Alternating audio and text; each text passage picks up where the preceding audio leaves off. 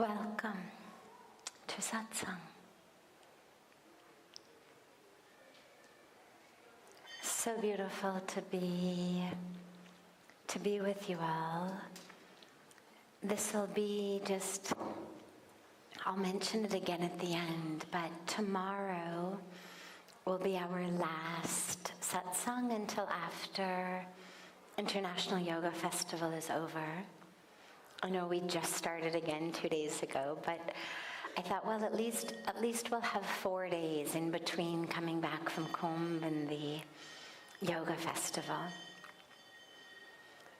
So, as always, we start with a question that's come in advance from our family joining us from all over the world.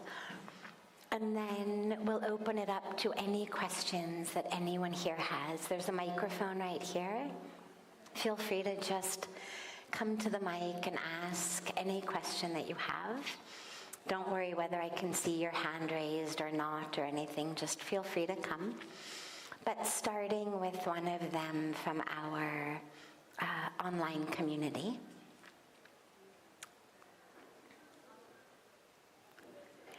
How can I use yoga to overcome fear, anxiety, and stress in my life? And this is from Millicent. So when we speak about yoga, let's talk about it on 2 levels, or 2 aspects. One, I think, being probably the level that Millicent asked it on, meaning the practice of yoga asanas. Here we are gathering just a day before the beginning of our International Yoga Festival. There's lots and lots and lots of yoga asanas that are specifically focused on decreasing stress, on lowering anxiety, on bringing calmness. Basically, any asana brings stability, right? There's that beautiful sutra. It says, Sthira Sukham Asanam. That which is stable, that which is happy, is asana. But also that which brings stability and happiness is asana. Doesn't say that which, tightens your triceps or gives you a better figure, or that which, works out your thighs or your legs or your core. It doesn't say that. That which brings and is stable and happy. So it's not just, what are my 4, 5, 6 asanas for my stress level? Asana in general. Through using the body, the breath, the muscles, as a way of uniting with the divine. That's what yoga is. It's not calisthenics, it's not aerobics, it's not acrobatics. It's a connection to the divine that just uses the asanas, use the body, use the muscles, use postures to help us get into that river. Ultimately, the entire goal is get into the river. That river of the divine. So however you get in. Patanjali gave us 8 limbs. In some sense, they go together, they build on each other. The yam and niyam, how we live in the world and with ourselves. Asana using the body, pranayam using the breath. And then we start to work with the mind. Pratyahar, dharana, dhyan or meditation, and ultimately samadhi. But specifically the asanas, since I think that's where the question was intended. Any asana done in the way it's intended, not about, it has to be deeper, it has to be straighter, it has to be longer, it has to be... do them as well as you can. But recognize that the ultimate highest goal is not how long you can hold it, not how deep you can go in it. That's a byproduct. The ultimate goal is using that posture to connect with truth, to connect with the divine. So any of the asanas. But then on a deeper level, when you talk about yoga in general, it is by no means just asanas. Bhakti yoga, Gyan yoga, Karma yoga, these life paths of wisdom, of love and devotion, of using every minute, every moment, every action. That is absolutely the best antidote to stress that I know of. And I've experienced it personally. When I lived in America before coming to India, I was always stressed. In fact, the very first question I ever asked Pujya Swamiji had to do with fear. Not terror. I wasn't, thankfully, living in a state of terror, but I was living in a state of constant low grade to high grade stress, tension, anxiety, worry. I was a PhD student. I didn't have anything on a logistic, actual level to be worried about, meaning there was food on the plate, money in the bank, a roof over my head, nothing that you could objectively say, oh yeah, she's got something to be worried about. But as we all know, we don't actually need an objective reason to be stressed. There's going to be traffic on the freeway. There won't be a place to park. The supermarket won't have my brand of cereal. I ate too much for dinner, and now I have to, restrict my calories the next day. Whatever it is, we'll make up anything. For me, it was school, grades, exams. I was in the middle of a PhD program. It was relationships. It's my family, my emotions, my feeling, my own psyche. But we all have our own reasons. When I came to India and discovered yoga, not just what I did with my body, which I had already been doing in America, but the yoga of bhakti, the yoga of gyan, like how to live in a way of love, of wisdom, how to think in every moment. How can this action be rooted in yoga, means rooted in union, in oneness, and how can this action lead to greater union and oneness? How to use your actions as your spiritual practice. Best antidote to stress. Because then it's not about what for me, what am I going to get out of it? Then it's just about the action itself and the purity of the action, the offering of the action, the surrendering of the action. Whatever it is, it's all for God. It's all for God. So, yoga, yes, the asanas, but also on a more deep level, our practices of gyan, of bhakti, of karma yoga. It shows us who we are and it connects us with the divine. And that is the best solution to stress, because we are stressed because we have no idea who we are and we are disconnected from the divine. It's like my favorite joke of the guy who goes to the doctor and he says, "Doctor, there's something very wrong with me. Whatever I touch, it hurts. And when I touch my head, it hurts. And I touch my stomach, it hurts. And I touch my back, it hurts." So after every scan and test, the doctor says to the guy, "Well, the good news is there's nothing wrong with your head or your back or your stomach.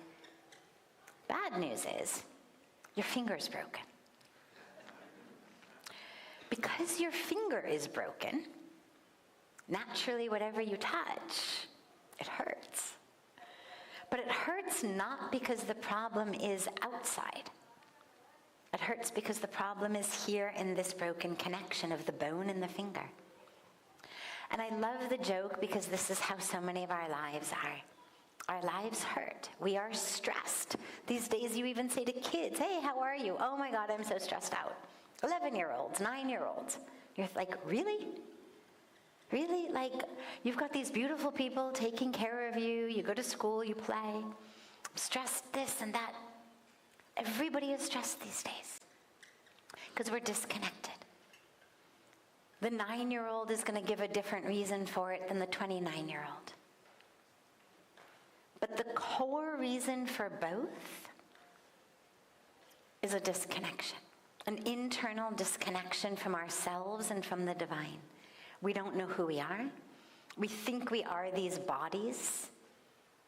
The amount of money they make, the acclaim they get, the success they get, and the kids' sake, the friends they have, the popularity, the grades, the scores, the ranking. We judge ourselves, our worthiness, our value, based on the body, what it looks like, what it can do, where it goes, what happens to it. So naturally we're stressed. And the solution is to know who you are as soul, as divinity. Different karmic packages. But real deep spiritual yoga is the very best solution to stress. And along the way, yeah, do as many asanas as you can because they're fantastic for you. But don't stop there. Take the yoga deeper, wider, more. And you'll find not only an answer to your stress, but an answer to everything that ails you. All of the depression, all of the loneliness, all of the confusion, all of the frustration, all of the anger. That gyan, that bhakti, that karma, these paths, which by the way are not actually separate, they are one, but that's a different issue. Best solution to whatever it is that ails you. So yeah, great question. Beautiful place to start. Other questions that anyone here has? Yeah, just come to the mic.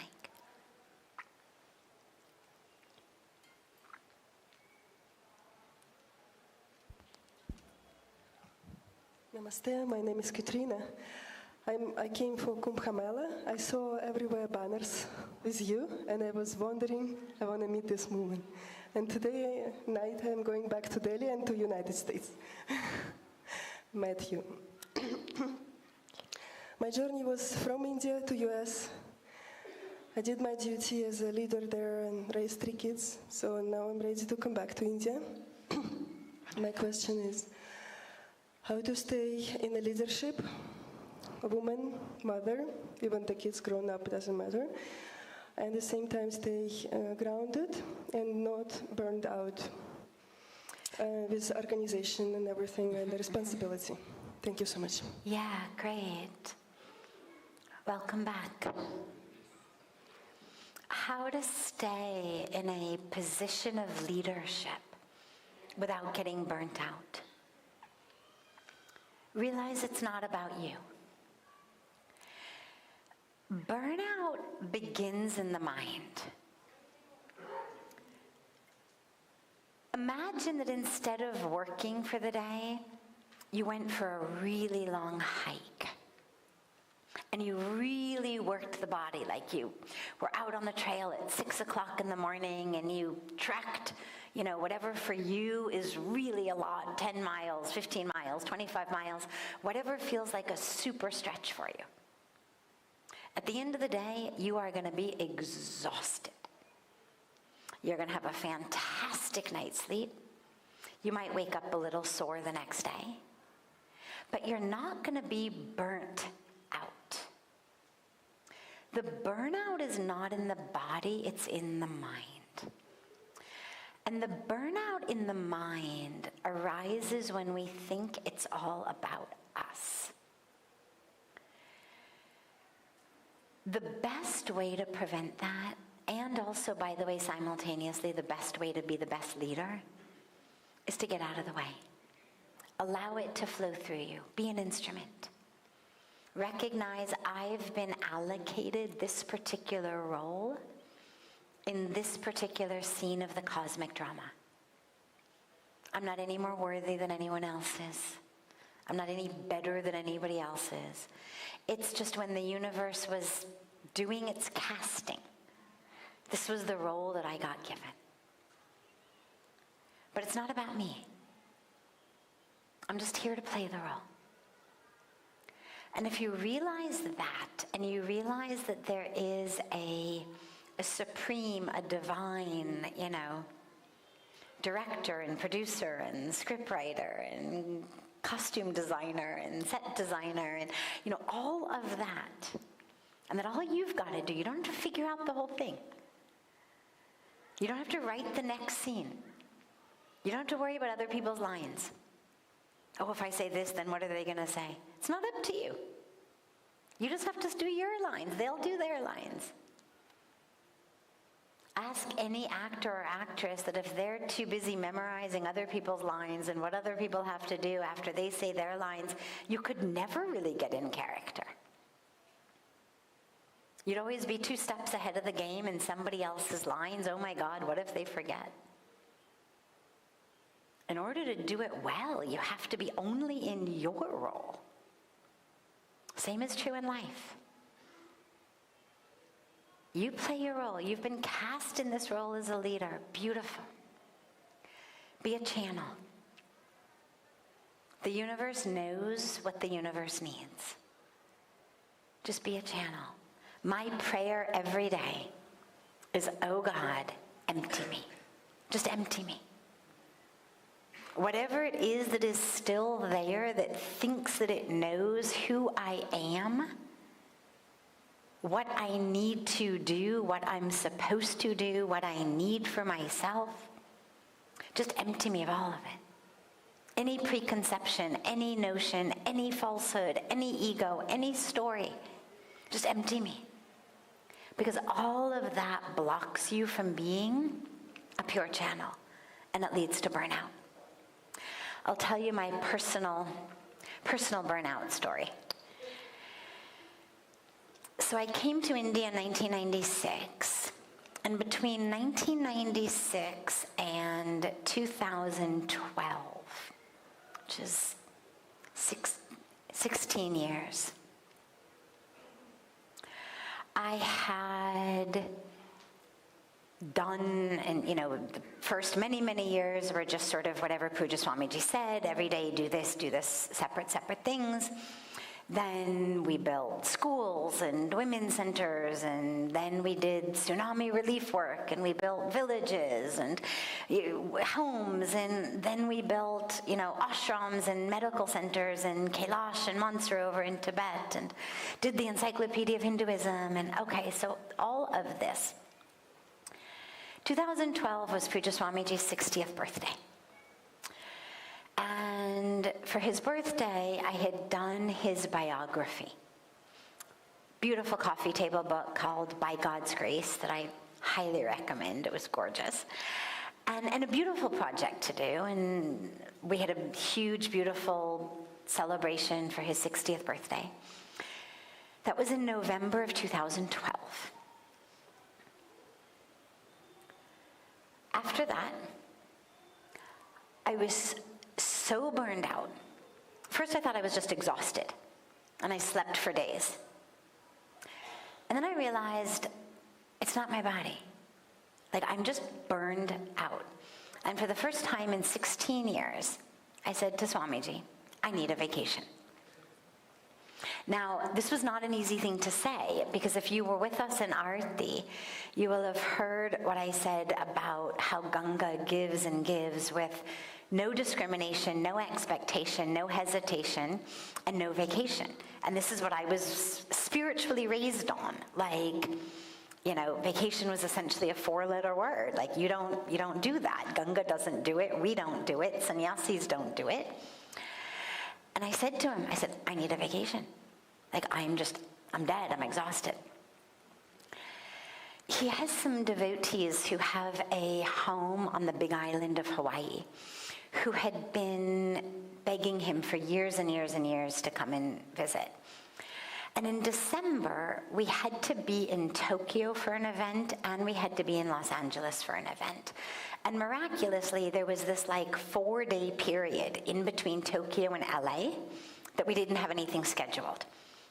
And I said, can we stop in between Tokyo and LA and spend this like 3-4 days with these people at their house?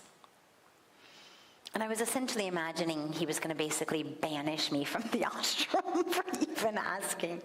But I think he realized how desperate I was, and he said, sure. Okay, so we get to Hawaii. Vacation destination, right? Number one. So we get there, and we get there in the evening, go to sleep. Next morning, I wake up early and decide, I'm not getting out of bed. And I turned right over and I went back to sleep for another few hours. I'm like, I'm on vacation.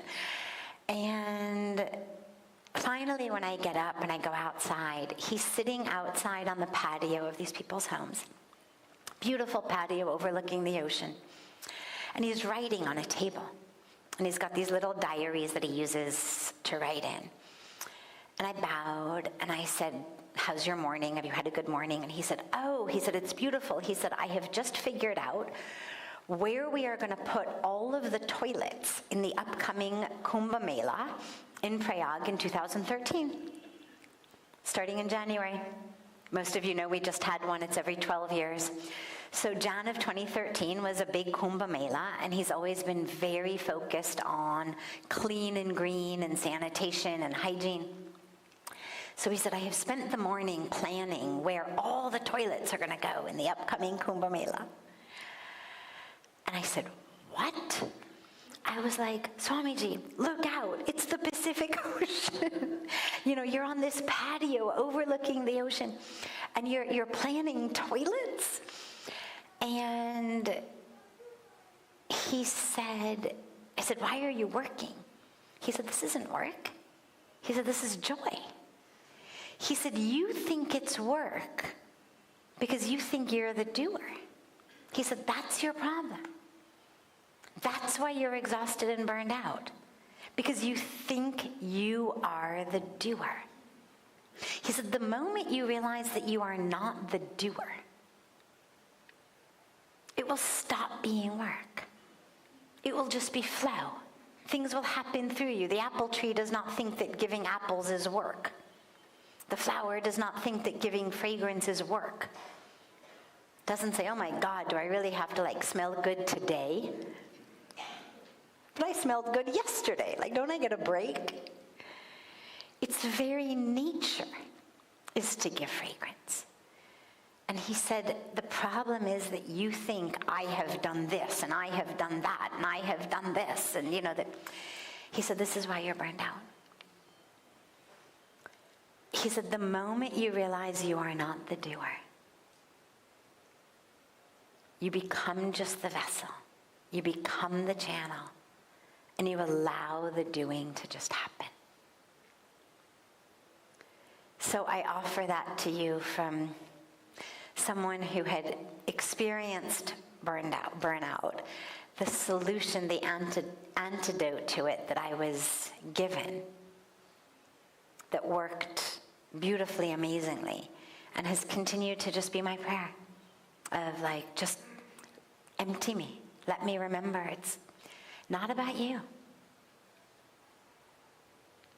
Beautiful. Yeah. Other questions? Somebody here had one that you had come. Yes. Hello. Okay. Thank you. Of course. I consider myself to be on a spiritual path, trying to practice all the time. Sometimes I feel more disconnected than other times. Do you have any advice to reconnect, go deeper? Yeah. Yeah. So we were speaking a little bit about this last night as well, in terms of hitting plateaus. The world of Maya, of illusion, of distraction, is very alluring. There's a reason that Maya is described as this sort of veil that like sweeps us up all into it. It's very easy to get distracted from your path. It's very easy to have one day, then another day, then another day, and they just start flowing from what was supposed to be just one day into now you can't remember how many weeks it's been since you actually got up to meditate. The dilemma with that, and this is why discipline is so important, is our entire self-identity gets formed by what we do. So if I get up every day and meditate, I am a meditator. And because I am a meditator, I'm going to set that alarm and get up and meditate tomorrow because I am a meditator. And if I do what I commit to doing, then I know I am someone who follows the resolutions that I make. And so I continue to follow the resolutions I make because, hey, I'm someone who follows them. The dilemma arises when I stop following the rules that I've set, not just because I miss out on the meditation, but because my entire self-identity starts to shift. I'm kind of lazy. I don't really do what I say I'm going to do. And then when I say I'm going to meditate tomorrow morning, I've got this self-identity that is in opposition to it. That's like, yeah, you say that, but you're not gonna. And it just sets me up to not do it the next day. And that's why I always encourage people, like if you are used to sleeping till 9 in the morning, don't commit that from tomorrow you're going to get up at 4. You might do it for a couple days in a row. You're not going to keep it going unless you move to a place where you have to get up at 4 o'clock in the morning. But if left to your own devices, it's very unlikely you're going to go from 9 to 4. And all that's going to happen is the brain is going to identify as someone who doesn't do what you commit to doing.